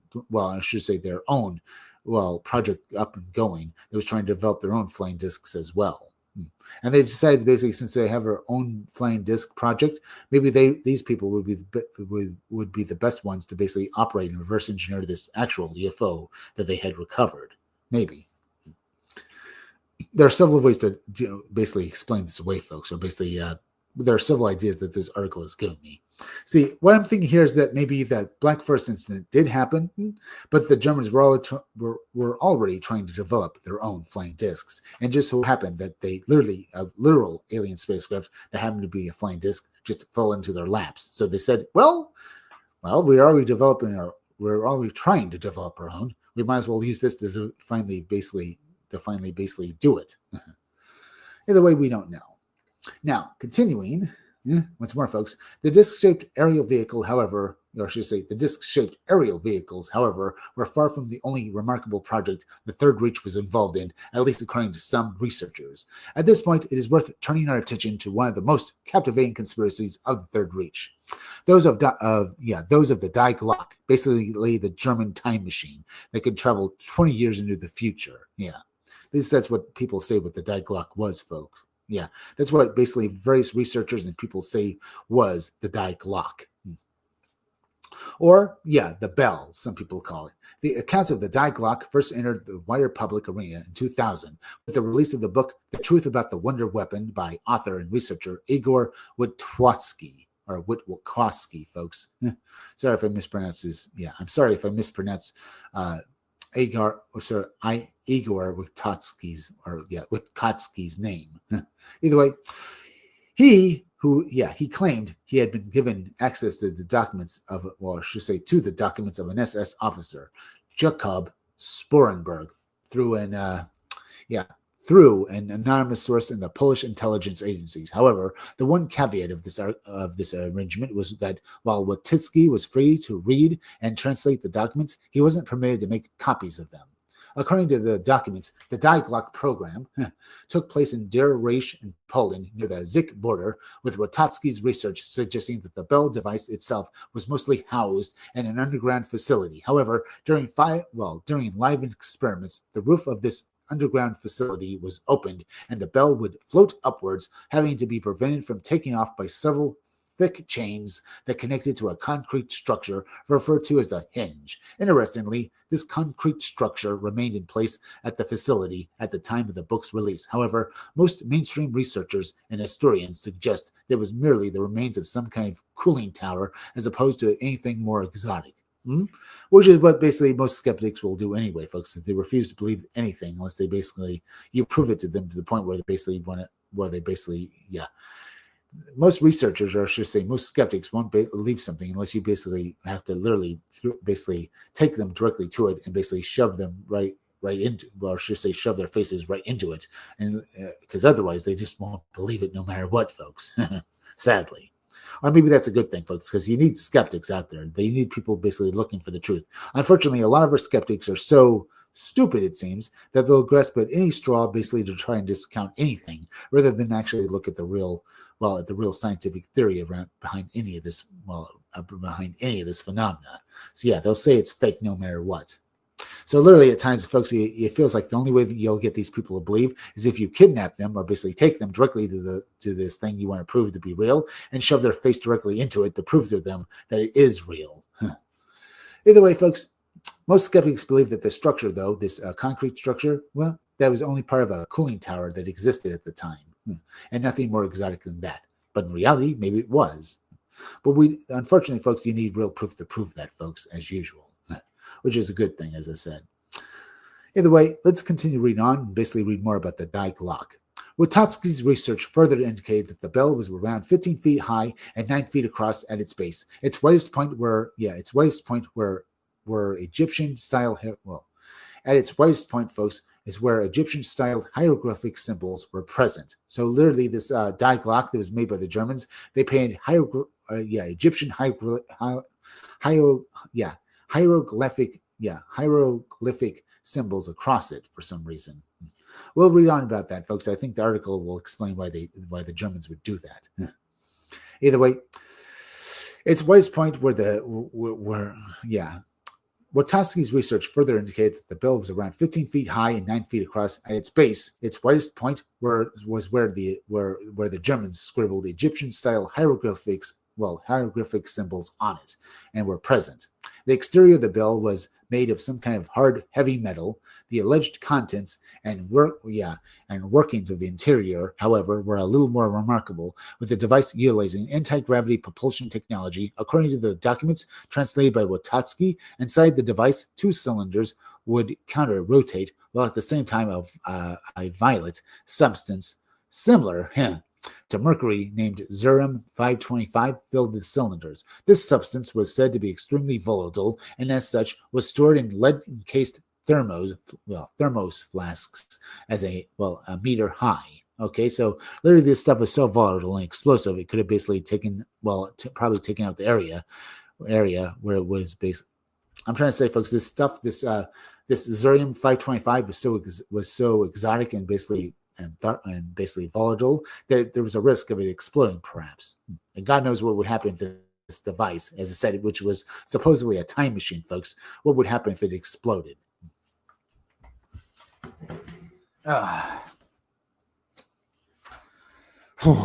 Either way, it is though when the bell was active, or should I say, it was though when the bell was active when things became most interesting and deadly. According to the documents, when active, anything or anyone within 200 meters of the device would suffer horrific injuries and possibly even death, with 5 of the original 7 scientists who worked on the project losing their lives during these live experiments. It was claimed that any living being within the radius would suffer crystals forming in the tissues of their bodies, as well as their blood gelling and separating. Even plant life would be reduced to a dark brown, greasy substance. Perhaps even strangest of all, though, was the mirror-like material that lined the inside of the bell. When active, it was claimed that visions of the past or future would be seen in this mirror-like device. Most interesting, or I should say more interesting, still, the device could also have, the device also had the ability to bend space and time. It was essentially a time machine. The device disappeared at the end of the war. Some researchers suggest it was somehow transported to South America, possibly Argentina.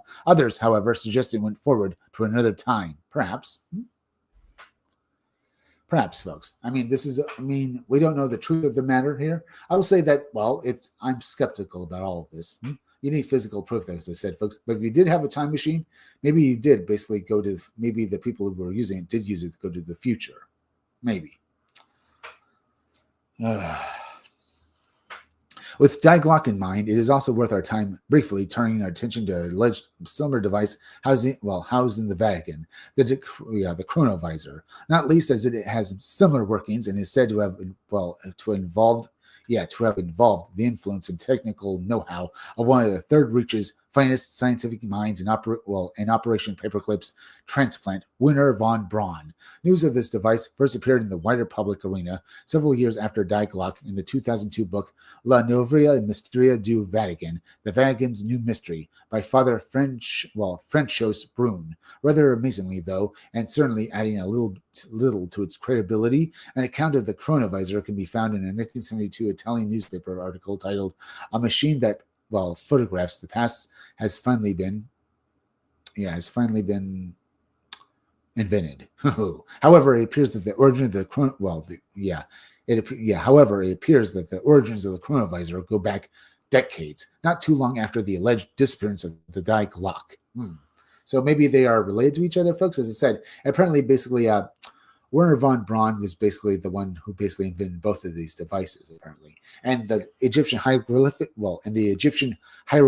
folks, how do they relate to this? Some people say that basically maybe the Egyptians, or basically some of their technology, or basically some information that they had somehow influenced it, and this is why, somehow influenced the invention of the Die Glock, and this is why the Germans wrote basically Egyptian hieroglyphics on it. Maybe. I'm not quite sure about that, folks. Either way, I find it very strange that they just scribbled a bunch of random hieroglyphics on it. So maybe there was more significance to that fact than we know, folks. Maybe these hieroglyphics were magic. Maybe they allowed this device to travel in time. I'm not quite sure, folks, because as I said, I'm a bit skeptical about all of this. I'm not saying it isn't real, folks. As I said, if you want to prove it to anyone, you have to basically find real evidence of it. I can say I believe this all I want, folks, but I can't still prove it to you, can I? So maybe in reality, folks, maybe these Egyptian hieroglyphics that were supposedly written on the Die Glock, maybe they're very important for this device to operate. I don't know. Either way, apparently, yeah. It appears, as the article says, folks, it appears the origin of the chronovisor go back decades, not long after the alleged disappearance of the Die Glock during apparently the ending of the Second World War.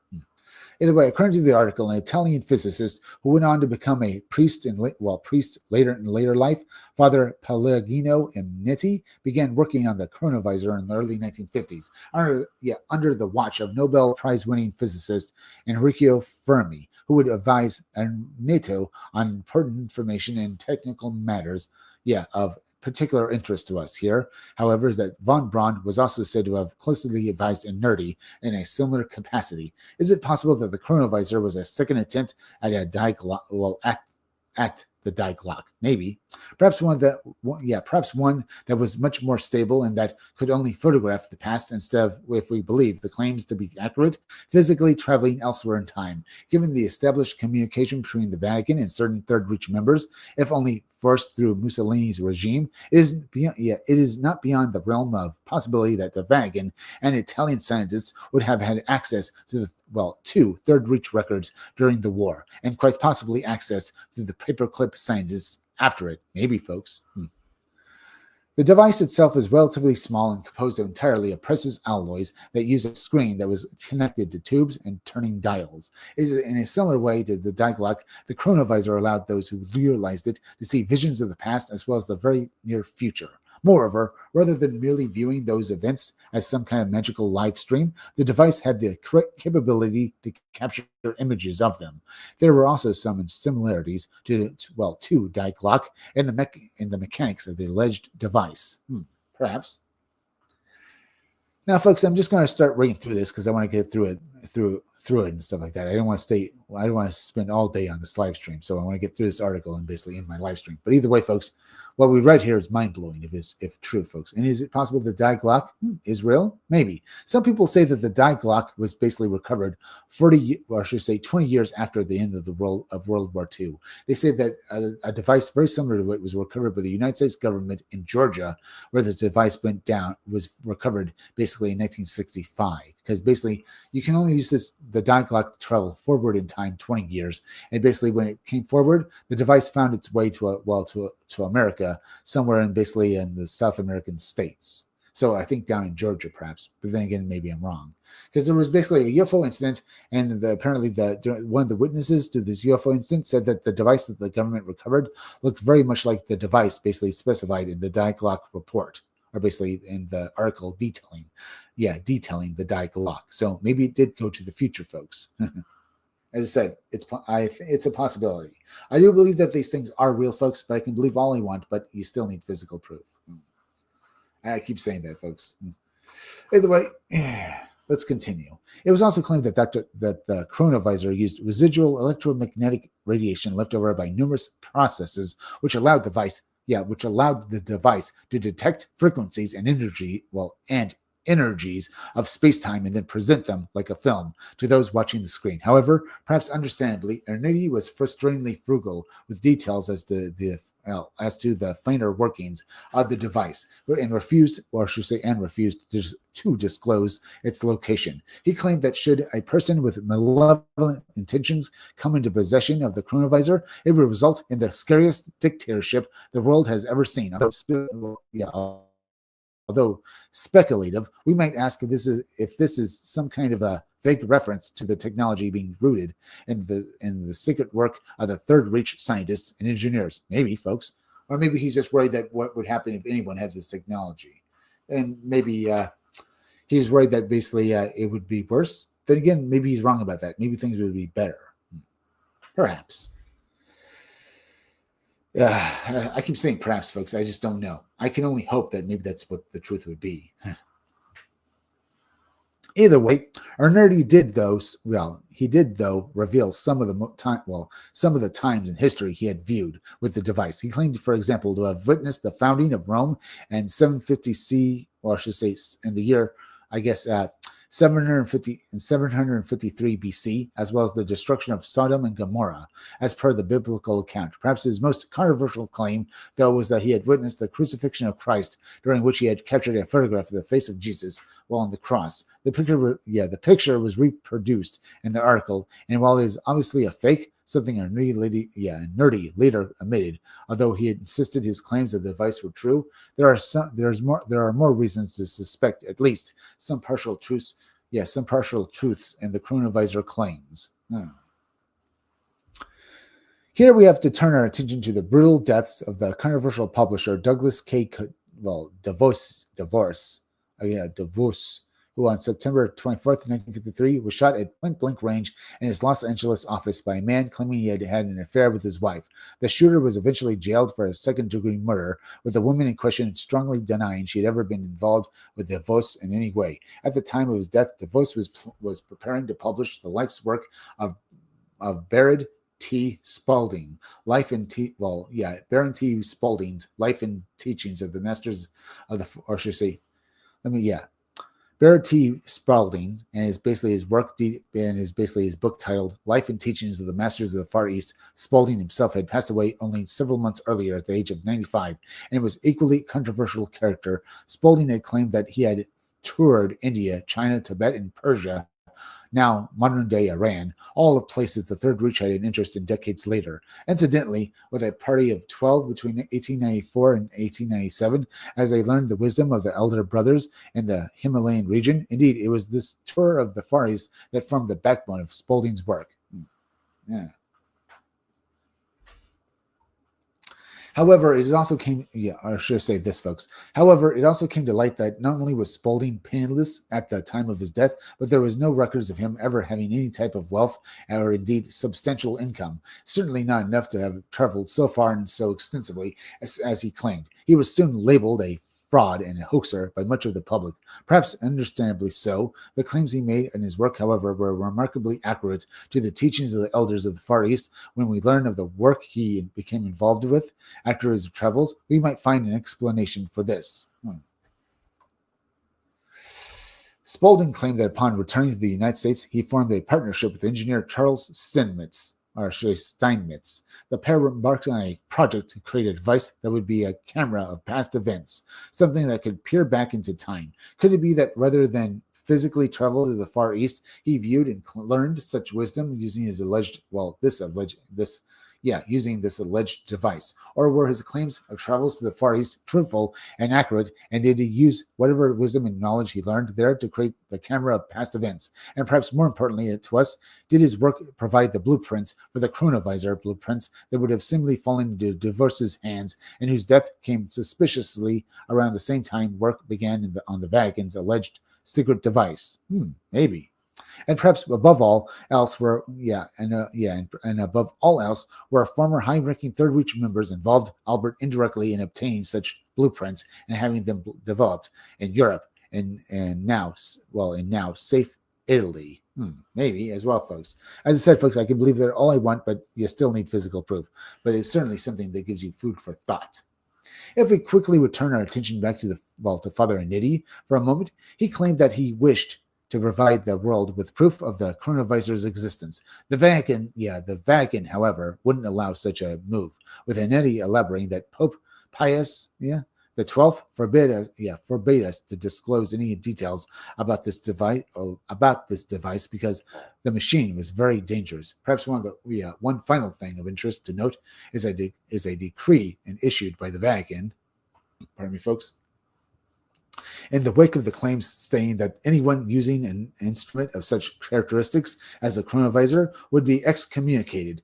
Was this decree issued because of potential ties to Third Reich research and engineering? Well, could it be possible that the Pope did basically have ties, or should the Pope and Church did have ties to the Third Reich and the engineering and basically technology that they had?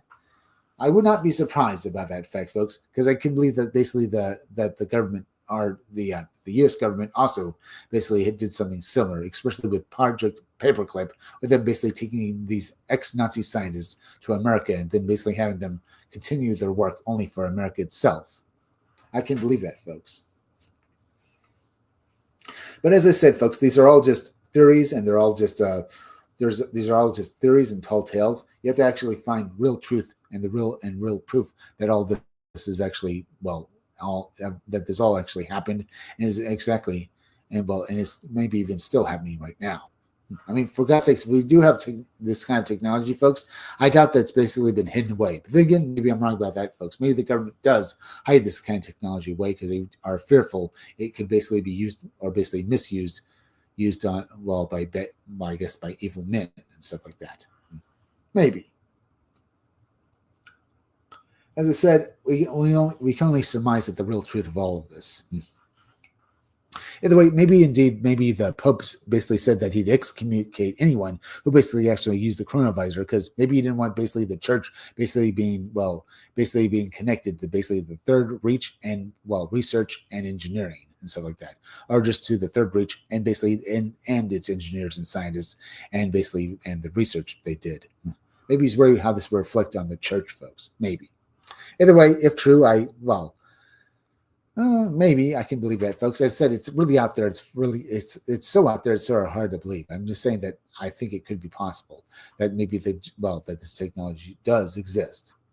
There could very well be maybe the Vatican didn't have this technology to begin with, and it's all just tall tales, maybe purposely released saying that indeed this technology does exist, and maybe those who actually control it, well, the ones who are actually controlling this Diaglock and other such miraculous technology, maybe they work, maybe they're not part of the Vatican, maybe they work for the American government or something. And basically saying that the Pope actually had the coronavirus, maybe it's just basically a little bit of misdirection to basically make sure that, well, whoever actually released this information, maybe he was trying to basically cover his tracks and basically hide himself. So because when he did release this information, the same the Vatican did develop the Diaglock, but it was the, yeah, yeah. Let me try it again, folks. Yeah. Itch my nose there. Yeah, me itching my nose basically made me lose my place. Yeah, maybe the fact that maybe whoever actually released this information about the Diaglock, maybe basically or whoever told the guy who wrote about this in his book, maybe he wanted to hide his actual identity, and the best way to do that was by saying that no, it wasn't the U.S. government that had this kind of technology. It was the Vatican. They developed it using Werner von Braun and other people who basically helped. And other people and other scientists who helped develop and basically, who helped develop it and helped basically create the coronavirus. But it was actually created by the U.S. government. Well, and which I would basically say it would be probably more, well, it'd be more believable that the U.S. government developed this technology and had it, or it'd be either they confiscated it and then maybe continued developing it with the help of Werner von Braun and other scientists, rather than saying that the Pope himself and the Church developed it. I understand, folks. Maybe this is all just a story basically put out to the wider public because maybe the guy who actually released this information, he wanted to basically hide his identity and basically saying that it was the Pope who basically made it. Maybe he was hoping that this would basically be this would be such a mislead that no one could actually basically find him or find the guy who actually who basically talked about who actually released this information. Let me stand up there, folks. What I'm trying to say, folks, is maybe this is all misdirection. Maybe the guy who actually released this information, maybe he was hoping by saying that the Pope and the Church created, maybe he could hide his identity. That's what I'm thinking here, folks. But then again, as I said, it can also be that maybe none of this is real. It's all just tall tales. I just simply don't know. And maybe indeed, folks, that maybe the Pope did say and issued a decree saying that if anyone did basically use the Diaglock or basically this coronavirus, they would be excommunicated. And apparently, folks, maybe he was trying to do it because he did want to hide evidence or basically actual evidence information pertaining that this was all true. Maybe. As I said, folks, you need actual physical proof of that and actual documents that could be proven to be real if you want to basically prove that this is actually the truth. Either way, it's still fascinating, and as I said, folks, it makes you think. Either way, let's continue or basically finish off this article now, folks, because I think I'm pretty much at the end. Right? Yeah. So let's finish off this article, folks. As we can see, there are more conspiracies surrounding the Third Reich that stretch in multiple directions, including into the realms of the supernatural than many of us might think. And while we should stress again that many of these conspiracies should be treated with a cautionary pinch of salt, they are thought-provoking and intriguing nonetheless. Were high-ranking members of the Third Reich really involved in the paranormal and occult world more than most people might suspect? They were, with many of the underlying drives for their archaeological missions and scientific projects coming from this belief, and perhaps even in actual contact with otherworldly entities, maybe. If that is true, then it changes not only what we know about the mechanisms behind the worst conflict in the last 100 years, but also how we must view both our collective history and reality. Ultimately, such claims will likely remain a mystery, barring some kind of sudden release of previously locked away and unknown documents.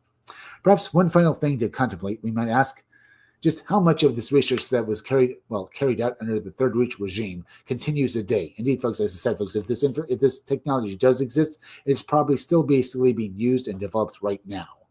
How much of this technology and research continues today? Perhaps in a developed and evolved way in the United States and other countries of the West. Of the West. Research, remember, and other countries of the West research. Remember, that was grounded in various ways in the occult, with the supernatural and the dark arts. Indeed, are the dark arts still dictating the progress of humanity today without us even realizing it? Yeah, that's what we're saying, folks. Remember, all this technology was developed basically because these people were researching the dark arts. And is it possible that right now this technology is still being developed, and therefore we are still researching the dark arts to this very day? Maybe. Is that a good thing, folks? I'm not quite sure. It might be. It might explain why why the world is the way it is right now, because we're using technology and maybe research and information that comes from a very bad place, and therefore what we're doing with it will do nothing but basically cause more misfortune and basically dark things to happen in the future. Maybe, or maybe we can basically use it for good. I don't know. Either way, folks, it is possible that I think basically this research if it did exist, it's still being developed developed today, folks. And if so, I can only hope that basically it's used for good purposes. Either way, folks, that's just my stance there. Hope you enjoyed today's live stream. It was a long one, but we're at the end. If this stuff is real, folks, it changes how we should view the entire world and our history, because there are things going on that really are mind-blowing. Either way, I'm going to thank Johnny Scrub for leaving a few basically chats and stuff like that. Thank you for tuning in. I hope you enjoyed today's live stream. As I said, folks, it was fun. But as I said, if this is all true, one day we will have to try and prove it. But that probably won't be for a while. Unfortunately, folks, I can only hope that maybe one day we will get the truth. We will get the truth. Either way, or should I say, now, folks, it's time for me to end my live stream. So thank you all for joining me. Please go subscribe to my YouTube channel. Read Comics, They're Bad for You. That there is misspelled. It's T-H-E-R-E. Yeah, it's T-H-E-R-E. It's Read Comics, They're Bad for You. Yeah.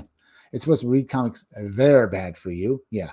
But I basically misspelled the there in the title of my YouTube channel is there, just a regular there, T-H-E-R-E, and stuff like it. So go subscribe to Read Comics, They're Bad for You. Hit that like button for me. Make sure you're still subscribed. Leave some comments down below. Hit that bell for notifications. Hit the part of the bell that will give you all future notifications, and please share this video out. Now, folks, we have 11 people watching. That's pretty good. We have 12 people watching. In fact, let me go over here, folks. Let's see. We have 93 watching. So we have basically 105 people watching, folks. That's good.